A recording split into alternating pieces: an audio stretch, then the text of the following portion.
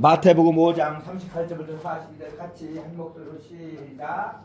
또 눈으로 이는 이로 갚으라 하였다는 것을 너희가 들었으나 나는 너에게 이르노니 악한 자를 대적하지 말라. 누구든지 내 오른편을 치고는 왼편을 돌려대며 또 너를 고발하여 속옷을 가지고자 하는 자에게는 겉옷까지도 가지게 하며 또 누구든지 너를 억지로 오리를 가게 하거든 그 사람과 심리를 동행하고 내게 구하는 자에게 주며 내게 꾸고자 하는 자에게 거절하지 말라. 아멘. 이 말씀이 여러분 모두에게 귀한 축복의 말씀이 되기를 주면은 축원합니다. 너무 춤은 좀 꿀까요? 예, 좀 올리던지 머리가 너무 날려서. 예. 자, 선과 악 속에서 나의 모습. 선과 악 속에서 나의 모습은 한번 그냥 놔두시고 신경 쓰지 마세요. 선, 좋은 거예요, 나쁜 거예요? 악은 버리라고 했어요. 생각하지도 말고 근처도 만지지도 말고 생각하지도 말고 보지도 말고 이 사이에서 늘 살고 있는 나의 모습은 어떤 모습인가? 오늘 거룩한 주님의 날 하나님께 나와 예배하는 여러분 모두를 사랑하고 축복합니다. 요한계시록 1장 3절을 제가 참 좋아해요. 이 예언의 말씀을 읽고 듣고 지켜 행하는 자는 복이 있나니. 오늘 산상순 마태복음 5장 오늘 새벽에도 했지만 복이 있나니 복이 있나니 복이 있나니 이 복이 여러분에게 임하길 바랍니다. 참 목회를 하면서 이제 저도 어느덧 이제 30년 목회를 하다 보니까 나이가 이제 먹어가더라고요. 죄송합니다. 오늘 처음으로 또 저보다 어리신 분이 두 분 앉아 계셔서 감사합니다. 두 분 빼고 제가 가장 어린 나이인데 나이를 먹은 요즘 따뜻하게 우리 마음을 여러분을 따뜻하게 해주는 이야기들이 있나요? 별로 없죠. 뉴스를 봐도 보고 싶은 마음도 그나마 좀 올림픽이 열리니까 소리도 지르고 박수도 치고 아쉬운 마음도 갖고 그런 마음도 갖습니다. 그런데 내 마음을 좀 따뜻하게 해주는 이야기가 하나가 있어서 좀 내용을 소개하고자 합니다. 시어머니를 모시고 있는 가정이 있었습니다. 어느 추운 겨울날 아침을 먹고 이 시어머니가 옷을 차려입고 화장을 합니다. 어머니 어디 가시게요? 오늘 친구들하고 점심 약속 있어서 갔다 올랜다. 이 어머니가 이제 외출을 했습니다. 한 오후 3, 4시쯤 돼서 이 시어머니가 들어왔어요. 들어와서 보니까 나갈 때하고 똑같은 모습으로 들어온 것이 아니라 이 시어머니가 무엇이 바뀌었을 것 같아요? 뭐래요? 신발이 바뀐 거예요. 아니 며느리가 추운 겨울 지내라고 사준 이 털신을 어디다 잊어버렸는지 여름 다 떨어진 슬리퍼를 신고 이 어머니가 들어온 거예요. 바꿔 신고 왔는지 어떻게 됐니? 이 며느리가 얼마나 열이 받겠습니까? 어머니 화를 낼 수도 없고 어머니 참 착한 며느리였었나 봐요. 어머니 신발이 왜 이러세요? 아유 미안하다. 잃어버렸어. 며느리는 참담한 마음이 들었습니다. 벌써 우리 어머니가 치매 올 나이는 아닌데 치매 걸리셨나 하는 이런 생각도 듭니다. 쪼들리는 살림사에 큰맘 먹고 사드렸는데 얼마 지나지 않아서 한 몇 주 지나지 않아서 여기 잊어버리고 왔으니 며느리 마음이 어떻겠어요. 속상한 마음에 며느리가 시어머니에게 이야기합니다. 어머니 어디서 잃어버렸어요? 다 낡아빠진 신발은 뭐고요? 쓰리빠는 뭐고요? 그때 이야기합니다. 우물쭈물하던 이 어머니가 친구들하고 밥을 먹고 식당에서 밥을 먹고 나와서 신발을 찾아보니까 내 신발이 없더구나. 그냥 급하게 주인이 집이 멀지 않고 전철을 타고 가면 된다고 해서 그 쓰리빠 주길래 그 쓰리빠 신고 왔다. 그러니까 뭐라고 이 며느리가 어머니 그 식당이 어딥니까? 내가 찾아가서 변상해달라고 하겠다는 거예요. 그래서 이 어머니는 와두라고 내가 잘못해서 그런 건데 뭐 그런 것까지 또 전철 타고 가서 뭐 또 찾아오고 또 변상을 받아야 뭐 하겠니 하고 며느리의 마음을 달랬습니다. 그러고 나서 그 일을 잊고 지나고 있는데 며칠이 지난 다음에 이 며느리 친구한테 전화가 왔어요. 야야야야 친구야, 네 시어머니 인터넷 떴어. 인터넷 요즘 유튜브에 다 뜨잖아요. 무슨 일이 좋은 일이건 착한 일이건 유튜브에 떴다는 이야기예요. 며느리가 얼른 인터넷 검색을 해봤습니다. 보니까 자기 시어머니가 이 컴퓨터 핸드폰에서 지금 나오는 거예요. 어떤 모습이었을까요 여러분? 이 어머니가 지하철을 타러 내려가는데 지하철 뭐 여기는 지하철 다 타보셨죠? 예. 예, 지하철 중간에나 맨 밑에 보면은 이 구걸하는 할머니들이 남자들이 이 거린들이 앉아 있습니다. 거기에 박스를 깔아놓고 요만한 양동이 하나 갖다 놓고 보자기 하나 갖다 놓고 이렇게 앉아 있는 할머니 거기를 지나가다가 이 시어머니가 발걸음을 멈춥니다. 아이고 할매 얼마나 발이 시려워. 그러면서 자기 신발을 벗어줍니다. 아니에요 할매, 할매도 빨리빨리 추운데 빨리 집에 가셔요. 우유도까지 다 벗어주는데 다행히 겉옷은 두툼한 옷을 입었는지 옷을 입어서 춥진 않은데 보니까 발이 양말도 다 빵꾸 난 발에 쓰리바를 신고 있는 이 할머니 둘이 말다툼을 하다 결국은 누가 이겼어요? 시어머니가 이겼습니다. 그것을 다 벗어주고 나는 이제 이 전철 타고 금방 가면 내리면 바로 전철역 앞에 내 집이니까 괜찮아. 용기 내 하면서 지갑에서 돈까지 다 털어서 주고 슬리퍼를 받고 신고 이 할머니가 집에 왔던 것입니다. 그렇게 신발을 받고 신고 행복한 웃음을 짓는 어머니의 모습이 핸드폰에서 나오는 거예요. 그뿐인가요? 그 털신을 얻으시는 이 할머니, 미안한 게 웃음 짓는 이 할머니 모습도 행복해 보이더라는 거죠. 그 광경을 감동 깊게 본 어떤 사람이, 어떤 젊은이가 지나가다가 그걸 동영상을 찍어서 유튜브에 올렸던 거예요. 따뜻한 할머니의 마음. 여러분 마음에 이야기 듣고 무슨 생각이 드시나요? 사정도 그런 사정도 모르고 잃어버렸다고 잔소리했던 이 며느리가 쥐구멍이라도 찾고 싶었던 심정이었겠죠. 며느리는 가슴이 아팠습니다. 그리고 그 다음날 아침 일찍 먹고 어디에 갔을까요? 신발 사러 갔습니다. 한 켤에 사왔을까요? 두 켤에 사왔을까요? 두 켤에 사다가 어머니 또 그런 일이 있으면 벌어지고 오세요. 신발 얼마든지 사드리겠습니다. 그래요. 선한 마음이 있는 곳에는 선이 싹트고 악한 마음이 있는 곳에는 악이 싹트기 마련이라 하겠습니다. 요즘 우리 주변에 선을 기대할 수 있는 일들이 여러 많이 있나요?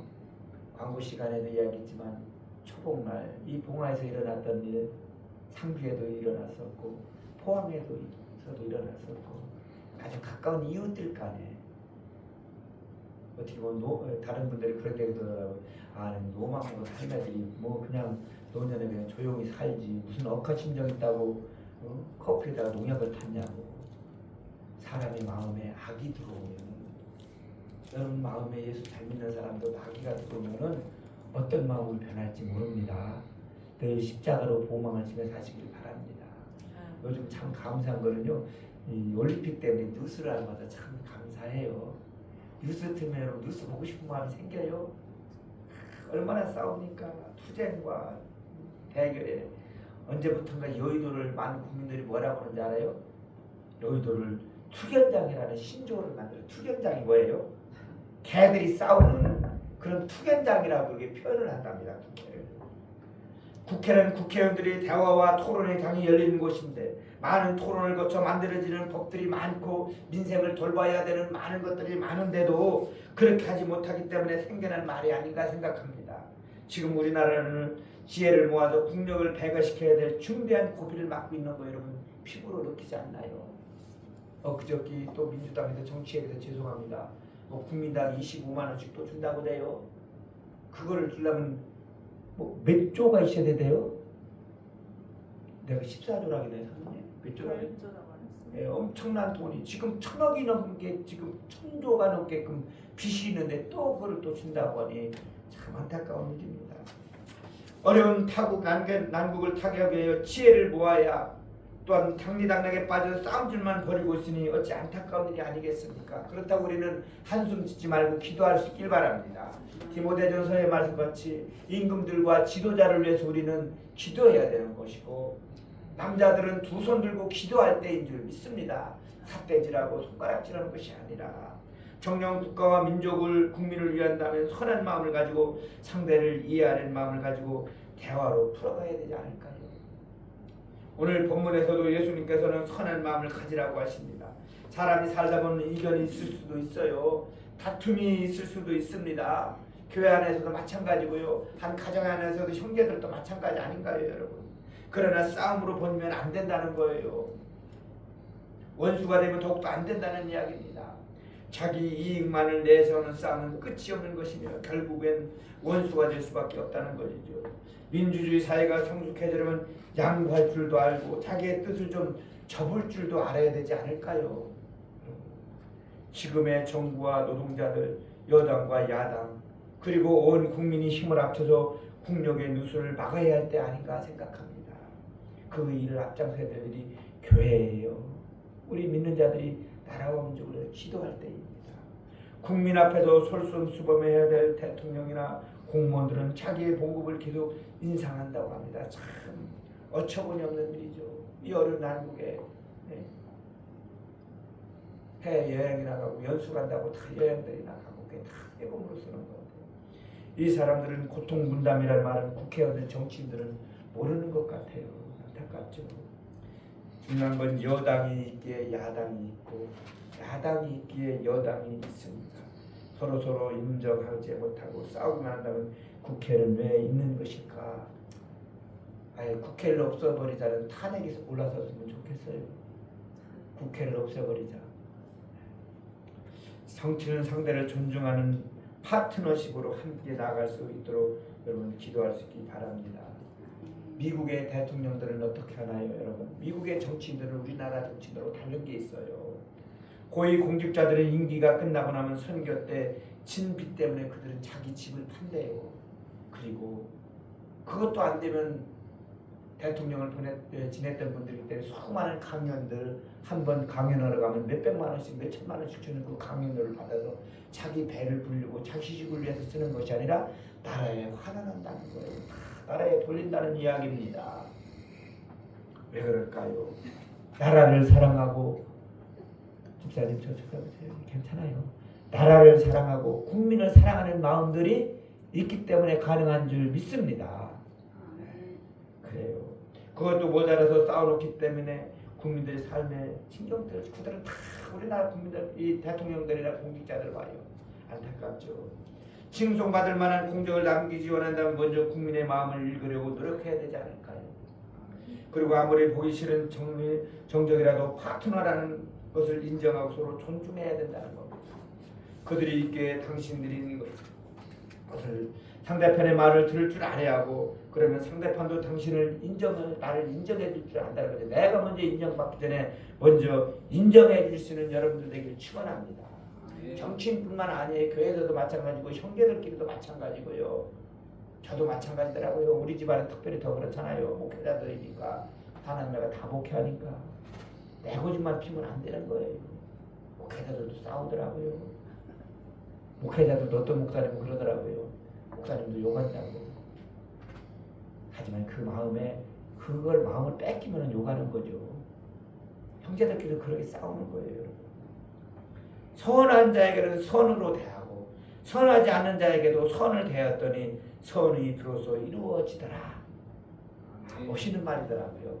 다시 한번 얘기해 볼까요? 선한 자에게는 선으로 대하고 선하지 않는 자에게도 선을 대하라. 선하게 대하라. 그리하면 선이 비로소 열매를 맺는다는 거예요, 여러분. 영만 형제님 정신 차리고 쳐다봐요. 괜찮아요. 졸립죠? 아침 일찍이라도 운동했으니까 졸립겠죠, 여러분. 마태복음 산상수는 오늘 말씀은 원수를 대하는 태도에 대해서 말씀합니다. 오른쪽 손으로 오른뺨을 빵을 친다는 것. 여러분 이렇게 마주보고 있을 때 오른뺨을 때리라고 했거든요. 오른뺨을 때리면은 오른손을 사람들 여러분 기싸대기 때려 보셨나요?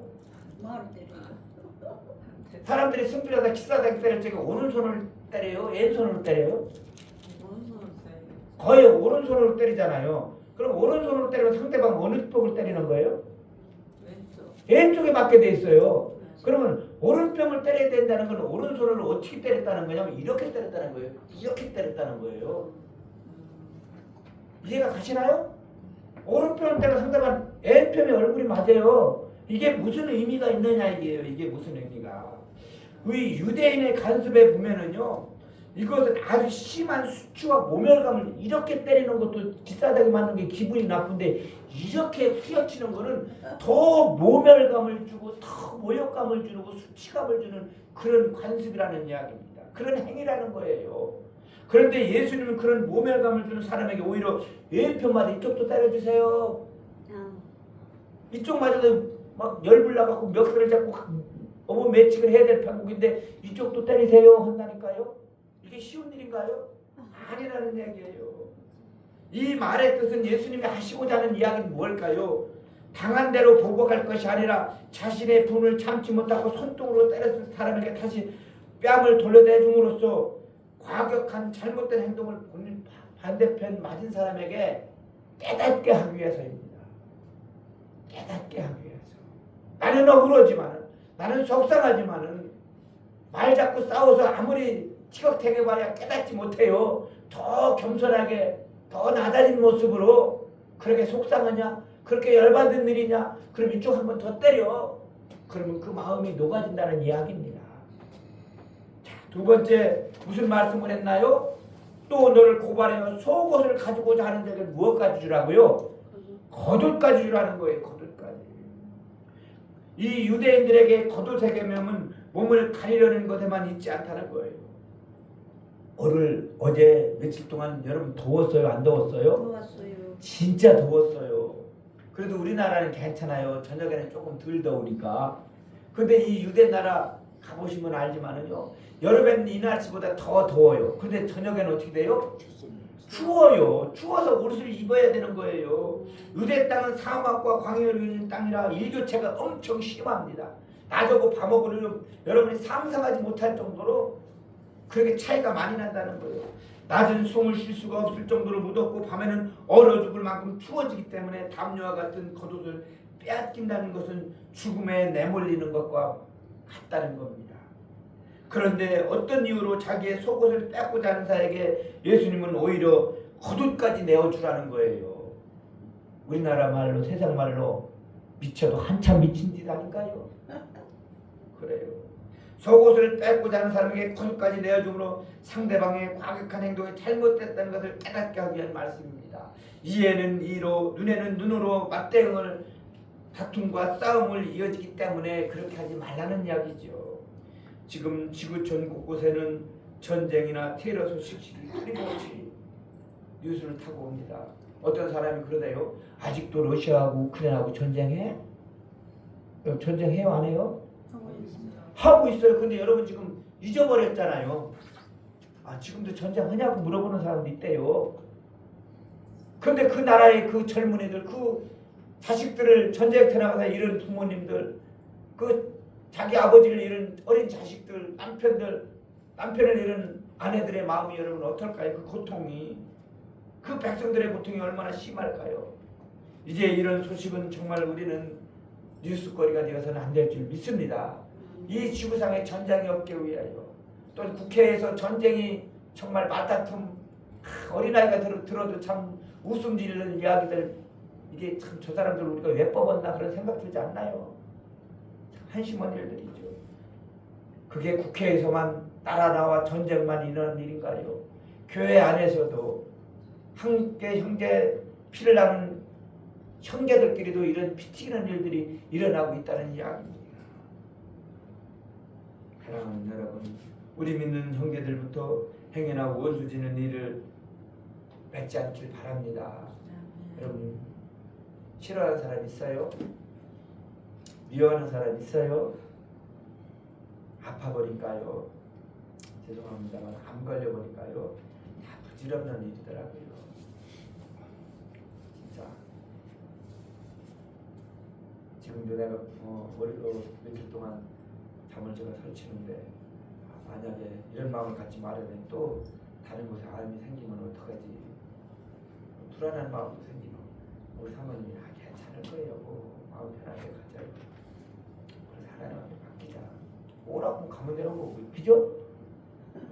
그러면 그런데 중요한 건 오라면 가죠. 가면 되죠 하는 마음 가운데 내 마음이 뭐가 드는지 알아요. 일주일 동안 설교 준비하면서 오라면 가는 건 좋은데 내가 지금 예수를 잘 믿고 있나? 주신 사명 목사로서 사명을 잘 감당하고 있나? 특별히 이번 한 주간 설교 준비하면서 정말 내가 용서하지 못한 사람이 있나? 내가 미워하는 사람이 있나? 그런 사람 한 사람이라도 내 마음에 두고 주님 앞에 가면 얼마나 부끄러운 모습일까요, 여러분? 다 용서하고 갑시다. 이해하면서 합시다. 사랑하면서 합시다. 해교 원수진들이 있다 하더라도 용서하고 포용할 수 있는 여러분들 되길 바랍니다. 그 길만이 상대방을 옳은 길로 인도할 수 있는 방법이 될 수 있다는 거죠. 로마서 12장 19절에 우리에게 이런 말씀을 주십니다. 너희가 친히 원수를 갚지 말고 하나님의 진노하심에 맡기라 기록하실 때 원수 갚는 것이 누구에게 있다고요? 하나님이 원수를 갚아주신대요. 여러분들이 멱살 잡고 이 무더운 여름에 피 튀기게 싸우지 마요. 아멘. 피 튀기게 싸우지 마요. 원수 갚는 것은 내게 있으니 내가 갚으리라 주께서 말씀하시느니라. 그래 여러분, 용서와 포용은 그렇게 쉬운 일은 아니에요. 사실 쉽지 않더라고요. 용서한다는 것이요. 잘하면서 정말 감내하기 힘든 일 중에 하나가 바로 뭐냐면 용서라는 거예요. 사랑이 먼저가 아니라 용서라는 거죠. 영국의 신학자인 스티브 첼리라는 사람이 이런 말을 했습니다. 용서는 아름답게 보이지만 결코 그렇지 않다라는 거예요. 옆구리에 깊숙이 박힌 창을 내 손으로 뽑아내는 것처럼 고통스러운 것이라고 얘기했습니다. 여러분, 용서, 제가 일주일 동안 묵상하면서 용서는 무언가라는 것을 한번 생각을 해봤어요. 내 스스로 금요일날 저녁인가 조용히 한번 내가 기록을 해봤어요. 용서는 나를 내려놓는 것이다. 용서는 나를 내려놓는 것이다. 용서는 사랑하는 것이고 결국은 용서는 상대방을 위한 것이 아니라 누구를 위한 것이다? 나를 위한 것이다. 그렇게 결론했어요. 그래서 결국은 용서하는 것은 주님의 말씀에 입각해서 따라해 봅시다. 겸손한 것이다. 겸손한 것이다. 모든 물들은 위에서 밑으로 내려오게 되어 있습니다. 밑에서 위로 올라가는 물이 있나요? 없어요. 그게 무슨 법칙일까요? 하나님의 축복의 법칙은 위에서 밑으로 내려옵니다.